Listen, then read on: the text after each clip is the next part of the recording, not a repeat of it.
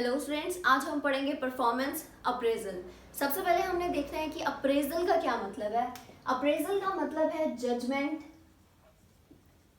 About something. Appraisal का मतलब आपको पता होना चाहिए, तभी आगे पूरा क्वेश्चन समझ आएगा। It is also referred as performance review and performance evaluation. जब भी हम कोई ऐसा काम करते हैं, कोई भी परफॉर्मेंस देते हैं, उसे इवेल्युएट करना मतलब जज करना कि हमने कैसे वो परफॉर्मेंस दी है और उसमें क्या क्या कमियां हैं, क्या हमें इम्प्रूवमेंट उसमें लानी पड़ेंगी, उन सब चीज़ों का ध्यान रखना। It can be described as a systematic evaluation of performance of several employees so that they can understand all the abilities of a person and their development and growth. Performance appraisal कहाँ पे हो रही है? Company में। और company में कौन होता है? एम्प्लॉयज होते हैं। और परफॉर्मेंस अप्रेजल हम यूज ही कंपनी में करते हैं जहाँ पे बहुत से एम्प्लॉयज होते हैं और हमें पता चलता है कि क्या वो अच्छे से काम कर रहे हैं या नहीं। Now there are traditional method of performance appraisal. Traditional method के साथ साथ मॉडर्न मेथड भी हैं। इस वीडियो में हम पढ़ेंगे ट्रेडिशनल मेथड्स और नेक्स्ट वीडियो में मैं आपको पढ़ाऊंगी मॉडर्न मेथड्स। फर्स्ट पॉइंट है ranking method. It is the simplest and oldest method of performance appraisal in which employees are ranked from highest to the lowest or from the best to the worst. आपको ranking से ही पता चल जाएगा। हम ranking word कहाँ use करते हैं? जब हम किसी चीज को रैंक देते हैं कि अगर कोई मेरे 5 फ्रूट है फेवरेट, अब मैं बोलूंगी फर्स्ट है मेरा मैंगो, तो मैंने क्या किया? मैंगो को रैंक दे दिया कि वो नंबर 1 पे है। वैसे ही हम एम्प्लॉयज को भी रैंक देते हैं कि कंपनी का कौन सा बेस्ट एम्प्लॉय है, कौन सा हमारा नंबर 1 एम्प्लॉय है, फिर सेकंड पे कौन है, थर्ड पे कौन है, इसे हम कहेंगे ranking method. Now paired comparison, comparing employees in pair to जज who is preferable for the job. अब पेयर का क्या मतलब है? For example 1 pair of shoes. अब 1 पेयर में दोनों पैरों के शूज होंगे, लेफ्ट भी और राइट भी। एक खाली लेफ्ट का तो होगा नहीं, इसका मतलब 2 होंगे, लेफ्ट का और राइट का। वैसे ही पेयर कंपैरिजन का मतलब है जब हम 2 इंसानों को, 2 एम्प्लॉयज को आपस में कंपेयर करते हैं कि उन दोनों में से बेस्ट कौन सा है। जैसे ए को बी के साथ, ए को सी के साथ भी, देन ए को डी के साथ। वैसे ही बी को सी के साथ कर सकते हैं, सी को डी के साथ कर सकते हैं, लेकिन पेयर में। देन थर्ड वन है हमारा grading method. 3 categories are established for employees. अब ग्रेडिंग से आपको क्या पता चलेगा? जैसे प्रोग्रेस रिपोर्ट आती है तो वहां पे क्या ग्रेड होते हैं? A+, देन B+, C, ऐसे ही दिए जाते हैं।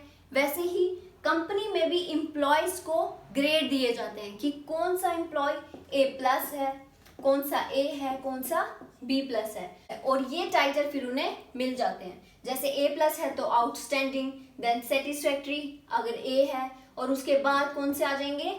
Not satisfactory. Employees get the grade according to his और हर परफॉर्मेंस। उनकी परफॉर्मेंस के हिसाब से कि कंपनी में वो किस तरीके से काम कर रहे हैं, उन्हें ग्रेड दिए जाते हैं। Now forced distribution method. Many companies use this method. अब जैसे आपको यहाँ पे ग्राफ दिख रहा होगा, यहाँ पे मैंने लिखा है नंबर ऑफ एम्प्लॉयज 10%, 20, 40, 20, देन 10। ये सारे क्या हैं? एम्प्लॉयज हैं। किसके? कंपनी के। और हमने इनको डिस्ट्रीब्यूट कर दिया है कि 10% क्या है? पुअर एम्प्लॉयज हैं, 20% बिलो एवरेज, 40% एवरेज, 20% गुड हैं और बाकी 10% एक्सीलेंट। और इससे हमें पता चलता है कि कंपनी में किस तरीके की और किन एम्प्लॉयज की हमें और ज़रूरत है। नाउ फोर्स चॉइस मेथड, ये भी थोड़ा सिमिलर है फोर्स डिस्ट्रीब्यूशन मेथड से, बस वहाँ पे डिस्ट्रीब्यूट किया था, मतलब परसेंटेज में हमने डिस्ट्रीब्यूट किया था, और यहाँ पे हमें चॉइस करनी है। चॉइस करनी है एम्प्लॉयज की। Rater is forced to answer the readymade statements as given in the blocks. अब मैंने यहाँ पे लिखा है एग्जाम्पल। फॉर एग्जाम्पल MCQs, कि हमें स्टेटमेंट्स दी जाती हैं जिसमें क्या होते हैं, 4 ऑप्शंस होते हैं। आप इसे एग्जाम टाइप भी बोल सकते हो कि कंपनी में एम्प्लॉयज को एग्जाम देना पड़ता है जिसमें से उन्हें चॉइस करनी पड़ती है ABCD ऑप्शन में, और फिर उसमें जिसका ज़्यादा स्कोर होता है हम उस एम्प्लॉय को चूज करते हैं। Then checklist method. In this method a series of statement that is question and answer in yes or no are prepared by the HR department. आपको ये भी पता होना चाहिए कि कंपनी में जब कोई भी एम्प्लॉय को हायर किया जाता है तो वो सारा सिस्टम कौन देखता है, HR department, means human resource department. Each question carries a weightage. अब फोर्स चॉइस मेथड में क्या था, हमें MCQs दिए जाते थे, 4 ऑप्शंस में से हमें एक चूज करना पड़ता था। नाउ चेकलिस्ट मेथड में क्या है, हमें सिर्फ एक क्वेश्चन दिया जाता है जिसमें हमें yes और no में आंसर करना होता है। ये दोनों मेथड अलग हैं।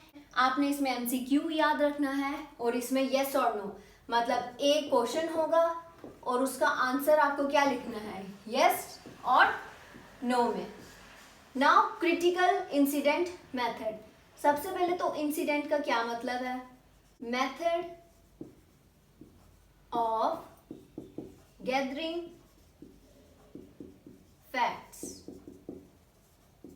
जो भी रियलिटी होगी, ट्रूथ होगा, उसे कलेक्ट करना। सबसे पहले रिव्यू इंसिडेंट। रिव्यू इंसिडेंट का मतलब है कोई भी इवेंट हो या कोई भी चीज हो उसे पूरे तरीके से एनालाइज करना कि क्या हुआ था और अभी क्या हो रहा है। Then collect facts.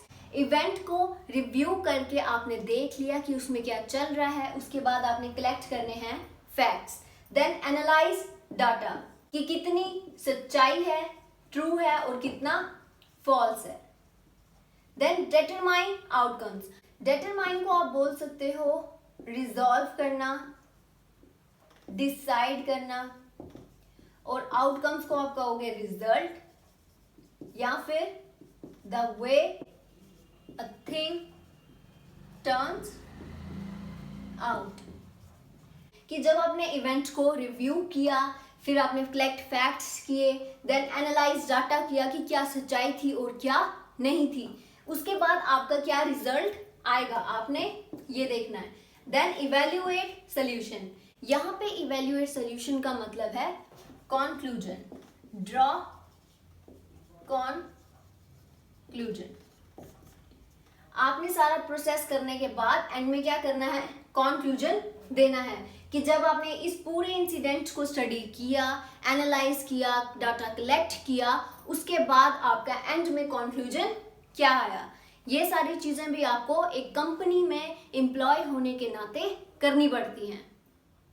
Now graphic rating scale method most popular method है सबसे पहले तो ये, एंड सिंपलेस्ट टेक्निक जो कि हम कंपनी में यूज करते हैं। It is also known as linear rating scale. Employee is rated against a list of traits और बिहेवियर, कि एम्प्लॉय का बिहेवियर क्या है कंपनी में, बिहेवियर किसका, एम्प्लॉय का, और कहाँ पे, कंपनी में। ये भी आपको पता होना चाहिए। मैंने आपको यहाँ पे एक एग्जाम्पल देके बताया कि किस तरीके से एम्प्लॉय के ट्रेड या जो उसका बिहेवियर है कंपनी में उसे जज किया जाता है, और आप ये एग्जाम में भी बना सकते हो। सबसे पहले आ जाएगा एम्प्लॉय का नाम, देन डिपार्टमेंट, कि वो कौन से डिपार्टमेंट का एम्प्लॉय है, क्या वो मार्केटिंग डिपार्टमेंट का है, फाइनेंस डिपार्टमेंट का है या फिर HR डिपार्टमेंट का। देन जॉब टाइटल, कि उसका काम क्या है उस कंपनी में, क्या वो वहाँ पे एम्प्लॉय है, सुपरवाइजर है, कोई हेड है डिपार्टमेंट का, वो भी यहाँ लिखा जाएगा। अब ये है परफॉर्मेंस लेवल, अटेंडेंस। अगर कोई भी एम्प्लॉय हो, जैसे हम लिख देते हैं इधर राम, उसकी अटेंडेंस क्या है, गुड। सिंसियरिटी, मतलब क्या वो सिंसियरली अपना काम कर रहा है या नहीं, एक्सीलेंट। बिहेवियर टूवर्ड्स सबऑर्डिनेट, अगर उसका बिहेवियर अच्छा नहीं है तो क्या होगा, पुअर। ऐसे ही यहाँ पे आप और भी पॉइंट ऐड कर सकते हो, for example dependability. Now essay method, it is also known as free form method. ऐसे से ही पता चल जाएगा आपको। ऐसे क्या होता है, हम कोई भी ऐसे अगर लिखें, अगर हम महात्मा गांधी पे लिखें तो हम क्या करेंगे, 2-3 पेज का लिखेंगे। बस ऐसे ही एम्प्लॉय की डिस्क्रिप्शन दी जाती है of the performance of an employee by his supervisor. Description कौन देता है, सुपरवाइजर देता है। और वो सारी डिस्क्रिप्शन किस पे बेस होगी, परफॉर्मेंस ऑफ एन एम्प्लॉय पे, कि कंपनी में एम्प्लॉय कैसे काम कर रहा है। Then field review method, not appraised by his supervisor.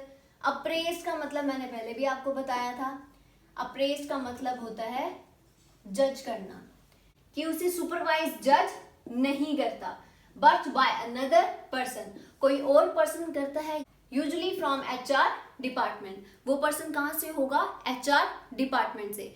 चाहे एम्प्लॉय मार्केटिंग डिपार्टमेंट का है, फाइनेंस डिपार्टमेंट, जो भी डिपार्टमेंट का हो, उसे HR डिपार्टमेंट जज कर सकता है। देन लास्ट है हमारा confidential report, collect information of employees. Confidential report का क्या मतलब है, वो रिपोर्ट जो हम कॉन्फिडेंशियल मतलब सीक्रेटली रखते हैं और जिस भी एम्प्लॉय की होगी उसके कंसेंट के बिना हम किसी को भी नहीं दिखाते, क्योंकि उसमें क्या होती है, एम्प्लॉय की strength, weakness, intelligency, attitude, character, discipline, company में डिसिप्लिन कैसा है, etcetera. This method is mainly used in government departments. और ये मेथड ज्यादातर कहाँ पे यूज किया जाता है, गवर्नमेंट डिपार्टमेंट्स में। तो आज हमने पढ़ लिए traditional method of performance appraisal. Next video में हम पढ़ेंगे modern methods of performance appraisal. So if you like the video, please do like, share and subscribe. Thank you.